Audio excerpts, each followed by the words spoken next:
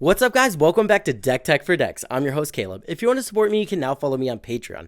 Not only is it the best way to support the channel, additionally, you'll get more say in what deck techs I cover. Special shout out to all of you high contributing patrons. Newsome, you rock. Additionally, you can use that TCGplayer link in the description down below if you also want to help me out. Now, let's get into today's deck tech with Ashad. And honestly, this guy can ramp harder than green decks, and it's the same reason Soul Ring's busted, right? You invest 1 mana into Soul Ring, you get 2 mana back. Ashad can do this with a plethora of artifacts as long as we copy them with his Casualty ability. Take Gilded Lotus for example. We put 5 mana into it and we get 6 mana back. That's a net positive. If we untap with that mana, we can do some crazy things like cast the Reaver Titan. And then with Reaver Titan, we can go ahead and use the Casualty ability as well. And now we're getting 2 Reaver Titans and smashing face. Additionally, I did find a way to put in some infinite extra turn spells in here, or not extra turn spells, but a way to take infinite extra turns. So if you want to see how we pulled that off, stick around and let's get into this deck tech. Let's kick it off by talking about all these cards we want to copy. The first thing we're going to copy is Twinning Staff. This is one of the most broken cards in the deck. With just the original and a copy on the battlefield, every time you cast an artifact spell and pay that casualty cost, you're going to end up with the original and 3 copies. That's busted. Skull Clamp. Now, we have a lot of 2/2 creatures in the deck. That way we can sacrifice them to that casualty ability. So if we end up with 2 Skull Clamps on the battlefield, we can now spend 2 mana to make those 2/2s a 2/0, kill them, and draw 4 cards for 2 mana. Necron Monolith and Reaver Titan are going to be our win cons in the deck, especially when we can copy these,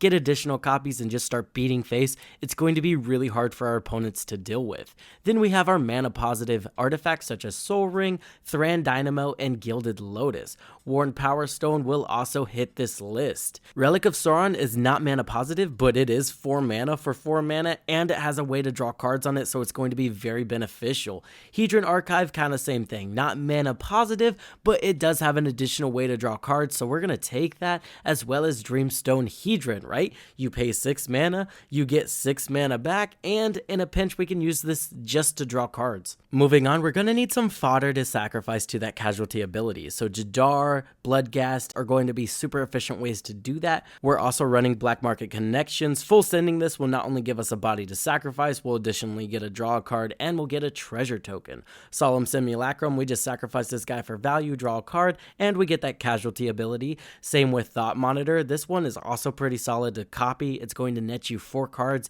and 2 bodies to sacrifice. You gotta love that. Mishra Imminent one will be able to reanimate some of those artifacts we've been casting, and then we'll be able to sacrifice it to the casualty ability after combat. The Cyber Controller, now this can net us a ton of fodder while also being a solid game ender, right? This deck generates a ton of mana, so if we cast this guy for big enough and we have enough things to kill our opponents on the battlefield, this can be again a solid way to end out the game. Wormcoil Engine, this one's just there for some incidental life gain while being a solid thing to recur from the graveyard. It's also going to be 3 sacrifices to our commander, so we're going to be set if we cast this. Brutaclad is another game ender in the deck that just so happens to generate fodder. If we turn all of our tokens into the Reaver Titan, it's going to be pretty easy to suit that thing up, start bashing face, and end our opponents very quickly. Biotransference is super solid. Not only can it make all of our creatures artifact creatures, so we can start creating token copies of some of our value creatures that aren't artifacts, additionally it's just going to generate a ton of fodder. Shark Typhoon, if the deck's working, we're casting a ton of mana rocks that cast a lot, but they end up being mana neutral, right? Or positive. So while we're casting all of those artifacts, storming off, drawing our deck, it's going to be amazing just to generate an instant board state, and then we can turn around and sacrifice those sharks to our commander for his casualty ability. Lagomos is also going to be super solid here. Comes down early, generates a 2/1 for us to sacrifice to our commander. It's just going to be extremely efficient. Moving on to the core of the deck, we're going to include Lightning Greaves to protect our commander and any other of our important pieces. Crypto Thrall is going to be amazing to just give all of our other artifacts hexproof. Riddlesmith is going to be solid at getting rid of any of our useless cards in our hand and getting us impactful cards while we're casting all of those mana rocks. And Arkar the Traveler is going to be solid for cheating mana costs, making sure we're able to cast those high CMC spells in our hand. Master Transmuter is some pretty cool tech as well. We can exchange one of our mana rocks on the battlefield for one of the big CMC spells in our hand, and while we're doing that, it gives us another opportunity to recast spells from our hand. That way we can copy them an additional time. Imri, Lurker of the Loch, is going to be solid just to cast artifact spells we've lost back from the graveyard. Anchor to Reality can grab our our Necron Monolith or our Reaver Titan and throw them right onto the battlefield. Additionally, it can grab Skull Clamp if we're in a situation where we need to draw cards. Fabricate can search up a huge portion of our deck, so it's very flexible. Karn Legacy Reforged, we have a lot of artifacts on the battlefield, so hey, why not get some free additional mana while we're at it? Gonti's Aetherheart is not only solid for an extra turn, but it can also add infinite extra turns if we have Mishra.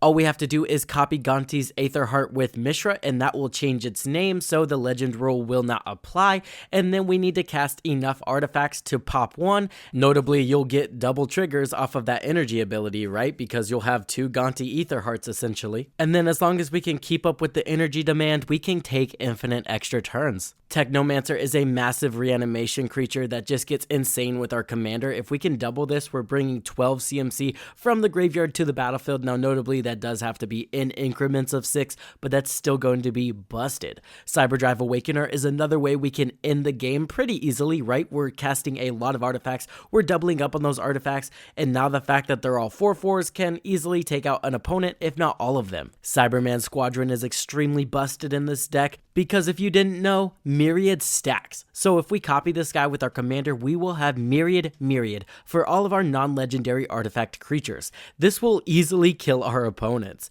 Scrap Mastery can be another mass reanimation spell just for late game when all of our bombs end up in the graveyard. Moving on to the rest of our ramp, it is super simple. We are running all of the signets, all of the talismans, and then we have Cursed Mirror. I've seen Cursed Mirror do some insane things, so I imagine doubling up on those insane things is going to be crazy. Moving on to card advantage, we have Joyra Weatherlight Captain and Vidalcan Archmage. We are casting a ton of artifacts, and like I said, a lot of them are mana positive, so you can get a kind of storm aspect from this deck. So being able to draw a card whenever we cast an artifact spell can really churn us through our library. So these are going to be some of the most important card draw pieces.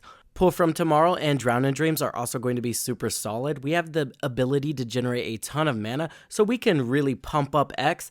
Additionally, with Drown in Dreams, you know we're going to be targeting ourselves with both abilities, since we have a ton of ways to access our graveyard. Factor Fiction and Hostile Negotiations. Again, ways we can fill our graveyard while getting card advantage. Jessica's Will is going to be solid because, again, some of those artifacts are very pricey, so a little bit of a mana boost is going to be appreciated, as well as some card advantage. Windfall can just take us from 0 to a full grip, so you know it's going to be included here. Moving on to interaction, we have our counterspell package with an Offer You Can't Refuse, Arcane Denial, Counterspell, and Swan Song. We also run Chaos Warp to get rid of any permanence that's causing us issues. Feed the Swarm can be awesome here because it can be hard to get rid of enchantments in this color pairing. Vandal Blast is going to be solid just as a one-sided board wipe for artifacts. Then we are running Their Name is Death for a asymmetrical board wipe that gets rid of all non-artifact creatures. Blasphemous Act is also going to be appreciated here because we're only ever casting this for 1 red mana and when our opponents are running away with the game. That's going to do it for the deck tech, guys. I hope you guys enjoyed. As always, if you want to support me, you can follow me on Patreon. You'll get more say in what deck techs I covered. Thank you for all Patreon support. I appreciate every one of you. As always, guys, I hope this helped you in your deck building endeavors, and I will see you in the next one.